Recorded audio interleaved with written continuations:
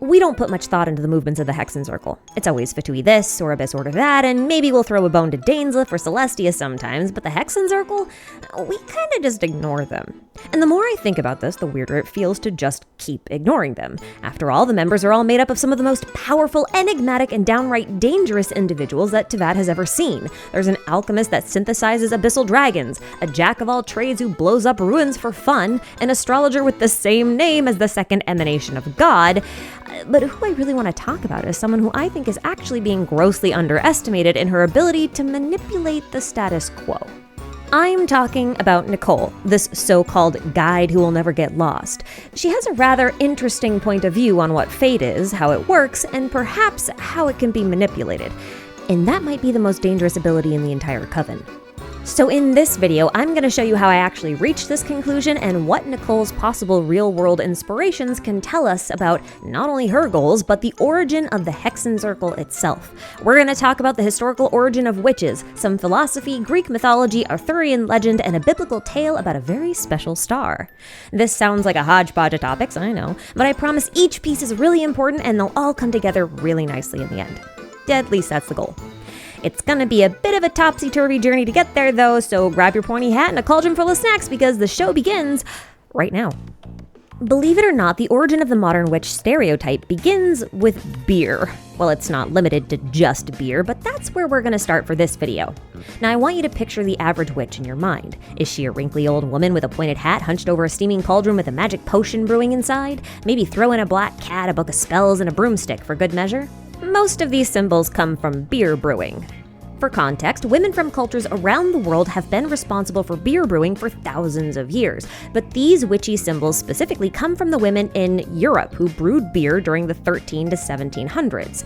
Beer was basically drank in place of water since the water that was available was pretty nasty. Women would brew beer in large quantities to keep their family hydrated, but many women, especially those with smaller families, would find themselves with a lot of spare beer, so they would stick a broomstick over their door to let people know that fresh beer was available for purchase. Many women found this venture to be so profitable that they would run full-on taverns and came to be known as alewives. The money these alewives earned gained them a level of independence that was not enjoyed by most women of the time. The image of these independent women would later be leveraged against them as the church began calling them witches. The brewing basins became cauldrons for potions, the broomstick that drew in customers became a cursed vessel for transport, recipe books became evil spell books, and even the pointed hats the women would wear so that they were more visible in a busy marketplace would be used to identify them as a witch. This obviously isn't the full story of how witches came to be, it's just the part that's relevant for this video. We can talk about the rest another time. Now, when it comes to alcohol, Mondstadt is the place to go, especially the Dawn Winery, which should really just be called a brewery because they sell way more than just grape wine. They've got dandelion wine, which is made from dandelion petals, they make cider from apples, and they make absinthe from wormwood, anise, and fennel. When you think about a witch tossing herbs into her cauldron to whip up a spell, you can start to see how the practices of brewing alcohol and potions started to overlap. Now, I admit, pointing to the alewife origin of the witches and the Dawn Winery is a tenuous connection at best, but this is where our first oddity comes in. At Alice's tea party, each witch has their own unique teacup, and this one here belongs to Nicole. This was only a theory prior to Chapter 4, Act 5, but now we can say for certain that this set is hers, which makes this tea set's presence at the Dawn Winery rather intriguing, especially since this is the only other place this tea set ever appears, save for that one event where it was present in the waiting room of the Mondstadt Library. This suggests that Nicole may have regular contact with Diluc, and maybe a far more substantial connection as well. After all, his jacket bears the exact pattern as Nicole's tea set. Exactly the same. That's a pretty odd detail to include if the two aren't connected at all. And just like dominoes, once the first one falls down, the rest rapidly fall into place as well as a series of very fortunate coincidences. Diluc's father, Crepus, died from the strain placed on his body by a Fatui delusion when Diluc was 18. This was followed by a few more unfortunate events that prompted Diluc to leave behind his pyrovision and travel to Snezhnaya in search of the truth about his father's death. He destroyed Fatui strongholds so effectively that the Harbingers themselves had to hunt him down, and he only escaped death with the help of a third-party observer who was a member of an underground intelligence network who claimed they had been watching him for quite some time and they had taken a liking to him. I really doubt I'm the first to do this, but let me propose that this network is affiliated with Nicole. I mean, come on, we've got a third-party observer watching silently from the shadows that can guide those in helpless situations onwards to victory. That sounds exactly like Nicole. In fact, Alice even suggests that Nicole does this thing quite often when she says, "If one day you would be unfortunate enough to run into a truly dangerous situation, she may use her voice to guide the way forward for you." This did not occur to me at the time, but this line is such a direct reference to Nicole's namesake, Nike, the Greek goddess of victory, but more on that later. After joining the group, Diluc started using his tavern as part of the information network, which is very fitting because the best place to go when you need information in any RPG is the tavern. And fun fact, in New England folklore, witches were said to astral project their spirits into cellars of the townsfolk in order to drink their cider. This reminds me of how Nicole drinks her tea without actually being physically present. And this also might be relevant to the name of Diluc's tavern itself, Angel's Share, since the term refers to a portion of alcohol that is evaporated during the aging process. It's said that this is the alcohol that is consumed by the angels, or I guess in this case, a witch, but possibly an angel too? Cause Nicole is very likely not human given the way that she detaches herself from humanity at large as a concept, and on top of this she appears to be immune to Irminsul manipulation, or is at the very least aware of when the tree is manipulated.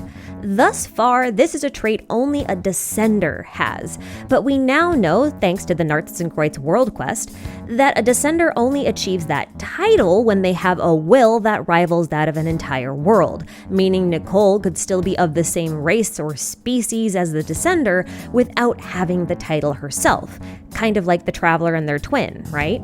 Both of them are the same type of life form, but the only one that is a Descender is the Traveler. And since the twins originally had wings like sci-fi angels, then perhaps Nicole is similar.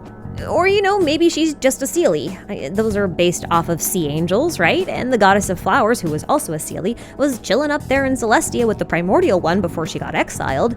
So that's pretty angel-like. Alternatively, Nicole could just be a cursed Khaenri'ahn, like Rhyndaughter. I am personally biased towards the Seelie theory, but we'll just have to wait and see what it ends up being. All that said, the coincidences don't stop there. Earlier, I mentioned that Nicole's name is derived from Nike, the name of the Greek goddess of victory. Names like Nicole, Nicolo, Nicolas, and so on can be roughly translated to mean the people's champion or victory of the people. But the goddess Nike also existed as an aspect of the goddess of wisdom, Athena, also known as Athena Nike. Now, Alice says that Nicole has made the direction and order of the world her area of study, and that she guides people towards the truth when a change has occurred in the world. Like Nicole, Athena in her infinite wisdom guides humans and gods towards the truth. See cases like where she guided Perseus in his efforts to slay Medusa, or when she guided Odysseus on his quest to take back his kingdom. But typically, Athena guides people from a distance, nudging them in the right direction through helpful hints and advice that might sound like prophecy, earning her titles like Protectress, Savior, Defender, Counselor, and She Who Urges You Forwards, or One Filled with Divine Influence, or She Who Brings Forth Necessary War, and many others. Some scholars even liken her to a probing mother. Athena is also known as the guardian god of cities, as well as concepts like democracy and freedom, so it would be very appropriate for Nicole to associate herself with Mondstadt as the city of freedom. And while she does not appear to be protecting them directly, I would argue that Diluc is doing it for her. See, Athena is also a bird goddess, but she favors the owl more than any other bird. Owls possess the ability to fly without making any noise to alert their prey, and they're only active at night. And Mondstadt has an owl named Diluc. It's obvious to see this from his constellation, but even in the manga, he wore an owl mask. Therefore, I suspect that Diluc is acting as a sort of avatar for Nicole, who references Athena and her owls. He's kind of functioning as an extension of her influence, doing whatever it takes to protect Mondstadt, even if that means defying fate itself. Now, Nicole wants to understand the world as it truly is. She seems to dismiss the idea that fate is an absolute thing, which should put her at odds with someone like Barbeleth, at least if Mona's opinions reflect her master's, which they should. Now again, Nicole appears interested in subverting fate itself, and she suggests that fate is nothing more than the future as it is seen by the gods. She even does the unthinkable by meddling with fate, nudging people in directions that she thinks will net the best result. She's realistic, critical, pragmatic, logical, and strategic in her efforts to lead her chosen individuals to her idea of victory. These are not only things that Athena Nike governs over, but it's also the basis for Machiavelli's most popular work of philosophy. And this is where I go out on a limb and suggest that Nicole may also be a reference to Niccolò Machiavelli, because their points of view have some area of overlap. See, in Machiavelli's essay titled The Prince, he described the most realistic sort of leader that he believed could unify a nation most effectively. There is a lot of nuance in this essay that we don't have time for today, links in the description to summaries and further reading, but the basic thesis boils down to this.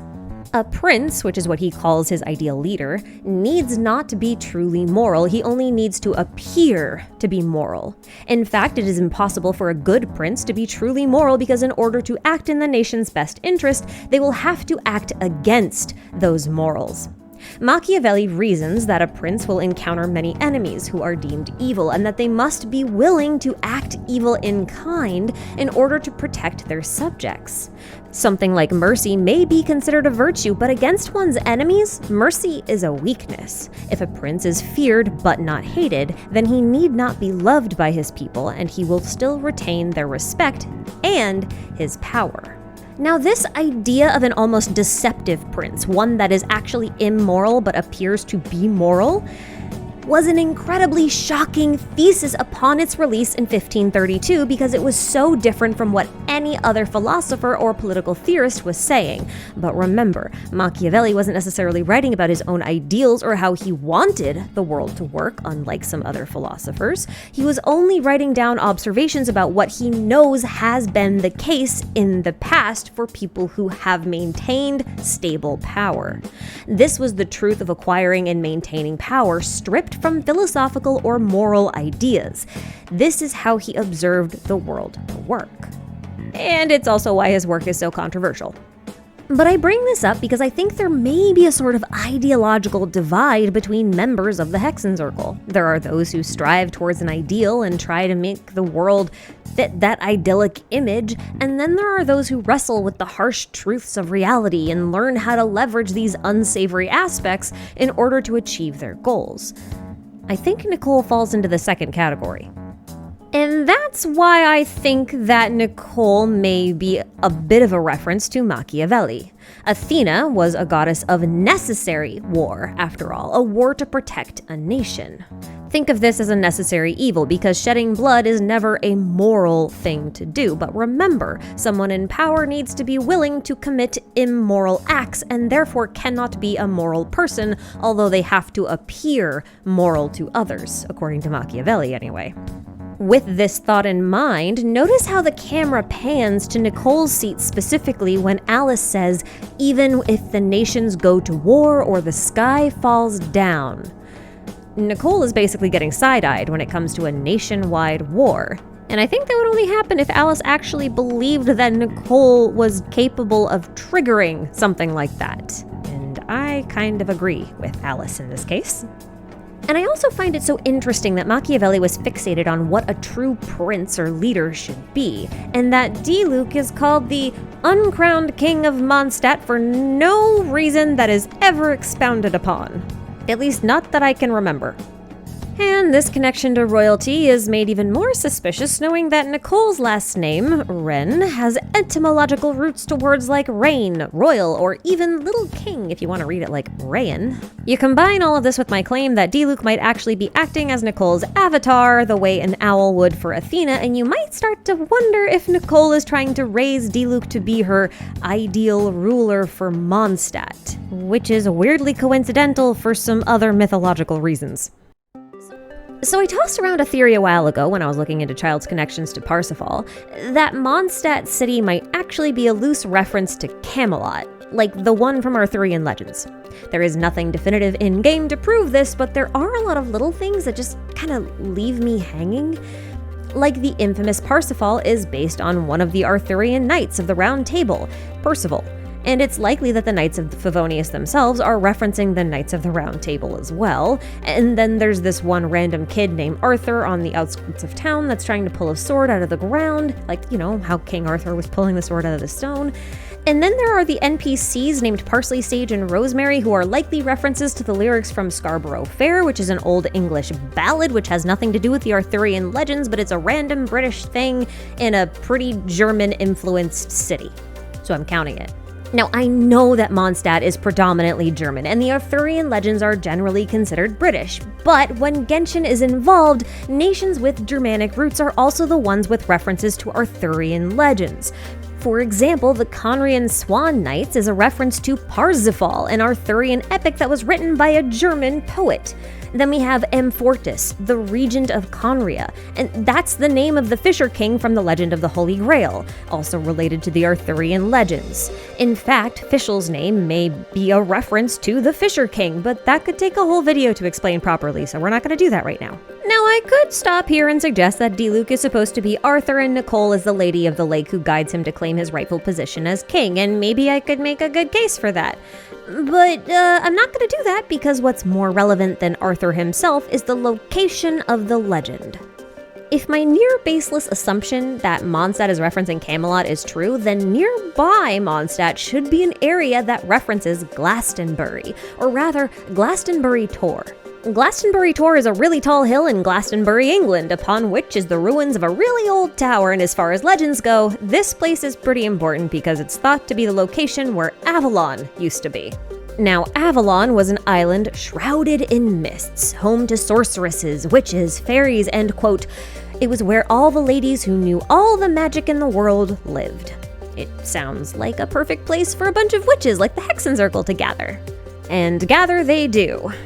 In fact, a line from one of Mona's specialty dishes that she cooks up is explicitly a reference to Faust, a story where a dude sells his soul to the devil and the devil takes him to a party of witches who threw that party on a cliffside. And technically, witches throwing parties on cliffside isn't something that's limited to Faust, it's actually something that's pretty common in Germanic folklore when it comes to witches, but I digress. Anyway, Glastonbury Tor is surrounded by marshland, and centuries ago, the Tor would have been an island completely surrounded by the water and fog of the lowlands, hence its association with the real location of Avalon. It also helps that apple orchards were plentiful in the region because the name Avalon means island of apples.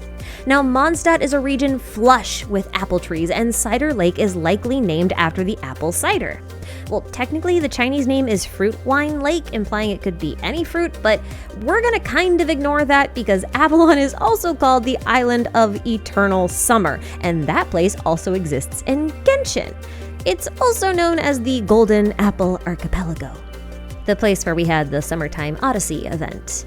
Odyssey as in Odysseus, which, had that whole thing where Athena guided him places.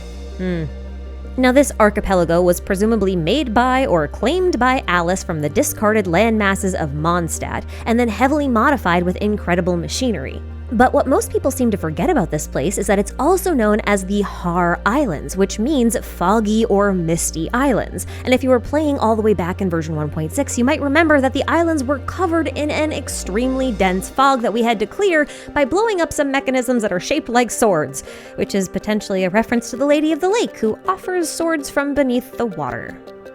And I don't mean to jump around, I promise I have a point to this, but Star Snatch Cliff? Well, based on an echoing conch in the Traveler's voice lines about Mondstadt's terrain, and Klee's character story of all things, we know that Star Snatch Cliff used to have another big chunk of land attached to it. This chunk of land should be Menacious Island, which is upside down in version 1.6. But you can flip it right side up in version 2.8. And when you do, you'll discover that there's an astral observatory at the top of the island, one that serves as the foundation for Mona's domain, which is called the Temple of the Star Latitudes. Is this relevant? Yes, actually, because the tower on Glastonbury Tor has been called the Temple of the Stars because some occultists hypothesize that the area was a landscape zodiac, which basically means it's like a landmass that's a recreation of the celestial bodies on the Earth. which is kind of funny because analysis of the tour concluded that there was nothing actually there. So Genshin may be referencing the legend and its lack of presence by having the archaeological evidence just yeeted into the sea. You probably are wondering what apples and stars have to do with each other, and honestly, they don't have a whole lot on the surface until you realize that you can cut an apple sideways and come face to face with a star. And when I realized that, I immediately thought of Irminsul and previous theories that I've made about how the crystalline fruits of Irminsuls are the actual stars in the sky of Teyvat. Video in the description if you want to learn more about that. I was also thinking about how Venti's favorite food is an apple, and how the tree of knowledge from the Garden of Eden is mostly depicted as an apple tree, and how alcohol itself is called a spirit, and how in the Drunkard's Tale, which is a whole story about Mondstadt, there's like a wolf and a Seelie that have a conversation, and the wolf says that wine is basically the same thing as the abyss, and you can see how deep this rabbit hole starts to go. But the real question is, how does this all relate to Nicole? On the one hand, Alice says that Nicole is like a prophetess, not that she actually is one. And on the other hand, we've got Barbeleth, who is teaching Mona how to read the future via the stars, which would make her a prophetess, right? And that made me wonder if Nicole is something like an astronomer, while Barbeleth is more like an astrologer. One studies the stars to learn more about the nature of the universe, while the other studies the stars to predict the movements of fate. And while we haven't seen any direct evidence of Nicole's relationship to astronomy in-game yet, many people have noticed that Nicole's full name, Nicole Wren, might be a reference to Nicole Wren Lepaute, an astronomer from France in the mid-1700s. Now, Nicole Wren, which is how I'm going to call her so we don't get her Nicole's confused, was nicknamed the Human Computer as a nod to her impressive mathematical prowess, but she was best known for her astronomical calculations, which allowed her to predict events like solar eclipses and the return of Halley's Comet. And that got me thinking. This entire game is littered with 4-pointed stars, and sometimes 8-pointed stars, but these stars almost always have equal sides. This makes sense if they're representing stationary stars. But there are instances where these star shapes have an elongated tail, like the star is moving and leaving a trail behind it. Like a comet, which is ironically called a broom star in Chinese astronomy. Maybe like a witch's broom. Now, the Traveler insists that they are a star, a living star, which should suggest that other descenders may have been stars as well. And if the star descends, then it is moving. It's a shooting star, a comet, which means that there can be other star people, so to speak. But if they didn't travel from afar, then perhaps they all have equal sides, like Deshret or maybe Paimon. I mentioned Deshret not just because he has a star form in this cutscene, but also because this star has equal sides, and Deshret references an Egyptian sun god. A sun is considered a stationary star, as opposed to planets, which also reflect light in the sky and can be called stars, like how Venus is called the morning and evening star, but is definitely a planet. But planets are called traveling stars, because they move. That means that any planet that moves should have unequal sides when you draw them, because they'll leave a trail of light behind them. And since the Travelers are likened to the morning and evening stars, which is Venus, a planet, then they definitely should have that elongated side. Which really fits some of the more recent lore, because the Narcissenkreuz World Quest taught us that in order to be a descender, like officially, you have to have a will that rivals that of an entire world. Now, if you are a being that is effectively representing an entire planet, then I feel like that's appropriate. Maybe that's just a coincidental connection, I don't know. With that in mind, let me draw your attention to this name card here and to the phrase Universitas Magistrorum. This translates literally from Latin into Universal Magisters, or probably more accurately as Professor from the University. Magister may be another name for master, but it's master as in has a master's degree. Well, not really. It just refers to someone with authority to teach at a university, right? So it's kind of like a professor or someone with a master's degree in today's day and age. Universitas, in this case, probably means university here, instead of universe or world, which is also a literal interpretation, but this is just an assumption because of the way that the words are put together. However, the Chinese name for the Universitas Magistrorum is Shenmi Wan, which I am probably saying incorrectly, but I'm trying. But this means deep secret courtyard, which is funny because at the base of Star Snatch Cliff, where the Hexenzirkel appear to have had an observatory, is the domain called Midsummer Night Courtyard, and its architecture is the same as the inside of Mona's domain, the Temple of the Stars. And the Summer Night Garden is a place associated with Fischl, who is likely referencing Amfortas, the Fisher King, protecting the Holy Grail in Arthurian legends. And don't forget, Amfortas Alberic became the regent of Khaenri'ahn after King Ermin couldn't rule anymore. So he was literally a king. And did I mention that Avalon is also called the Isle of Eternal Summer? Oh, and these courtyards are specifically referring to types of gardens, kind of like the Garden of Eden, where there would have been a tree of knowledge that is usually depicted as an apple tree, an Isle of Apples, also known as Avalon, the land where the fields do not require plowing as they tend themselves. It's considered an island that's basically a huge magical garden. Maybe a garden of eternal summer. Now, when writing this theory, I learned a few people had thought about the Universitas Magistrorum as an early version of the Hexenzirkel. In my opinion, I think it was a normal university or research facility of some kind, but one for Khaenri'ahns within which great minds like Rhindaughter and Nicole were some of the magisters. And since this courtyard university, as I'm going to call it, provided tracking information predicting the routes of the two stars caught by Tevat's gravity, that we're assuming are the twins because what else is it gonna be? And Nicole is based on Nicole Wren, who did the same thing for Halley's Comet. I think Nicole was the one in charge of tracking the twins.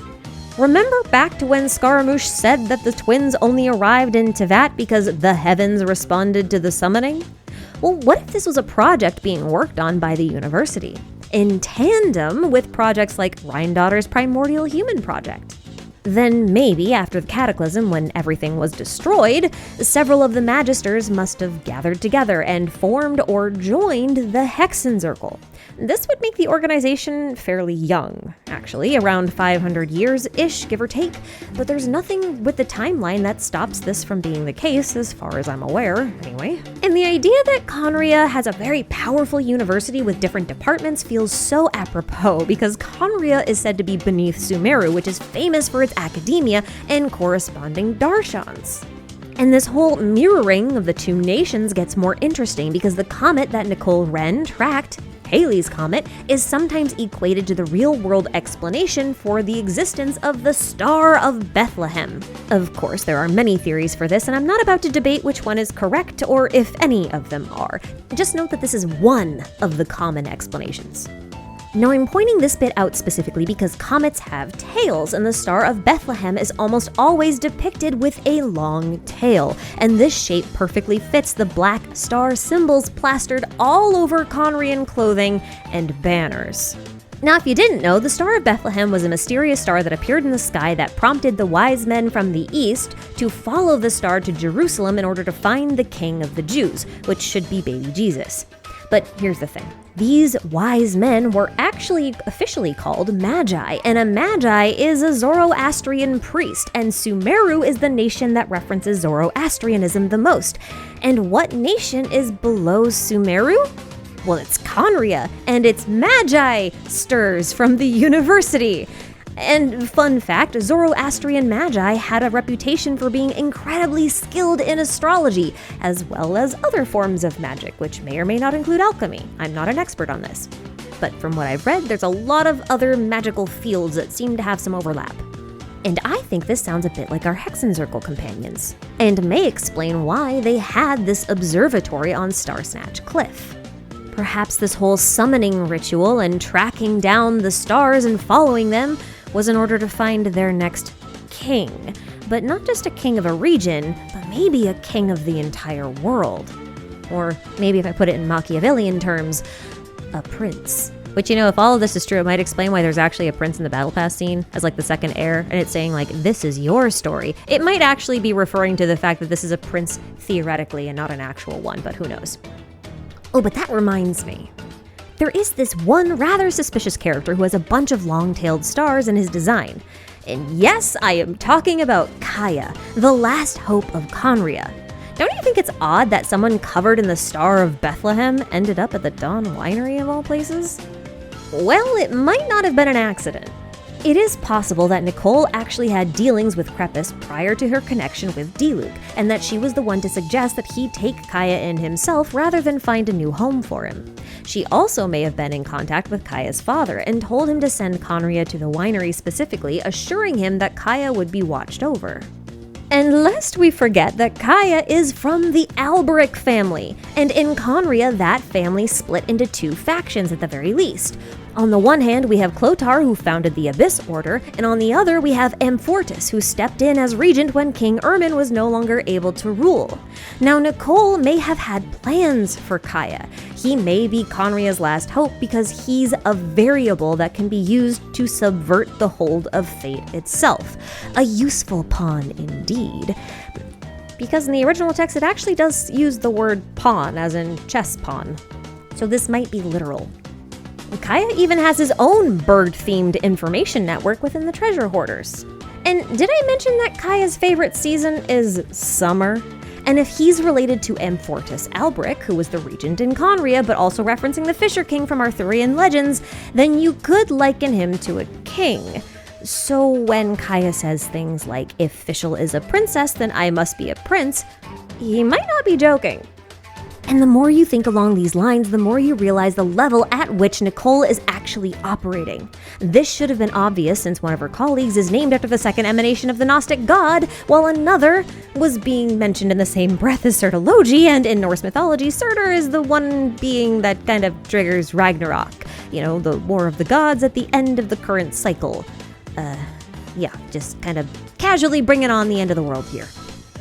But at a much higher level, I think Nicole may be laying the groundwork to ease the Traveler's ascension into power. After all, as a descender, the Traveler has what it takes to ascend to the seat of God, to seize the throne in the sky and claim it for their own, and to establish a new order, a new set of laws, and to guide to that into a new and brighter future. So maybe pay attention whenever you see these broom stars in Genshin. You never know if they might mean something. Writing this theory made me really excited for when we finally get to meet these witches in person. I am going to collect each and every one of their morally gray playable selves if they become playable at all. But I'm just gonna let the credits roll while I share a few miscellaneous things that I couldn't fit into the rest of this theory, so here goes. First off, I finally understand why the cats line are the only magical creatures unique to Mondstadt. It's because cats are the familiars of witches, and that makes Diona's relationship to Diluc even funnier since she kind of wants to just demolish his whole establishment. But aside from that, I have a little bit of a Rorschach test for you. So take a look at this section of the domain tablet. What do you see, if anything? Now, I used to see a cobra, but then someone, and please forgive me because this was years ago now and I no longer remember who it was, but someone pointed out that they saw an owl, and now I cannot unsee the darn thing. And the triquetra over its horns just reads like a moon to me. Now, I'm not saying that this is 100% definitely what this mural is of. I did say it's a Rorschach test, but like, I can't unsee it, and after all this Midsummer Courtyard and Athena stuff, I'm kind of just like, yeah, I'm stuck with the owl forever, I guess. Anyway, that's all I have for today. I hope you enjoyed this windy, twisty loop-de-loop of a theory analysis. That's gonna be a new word, I think. A special thank you to all of my channel members who support me in my poor decisions of diving right into the deep end of the lore pond. And of course, thanks to all of you for watching. I'll catch you guys in the next one.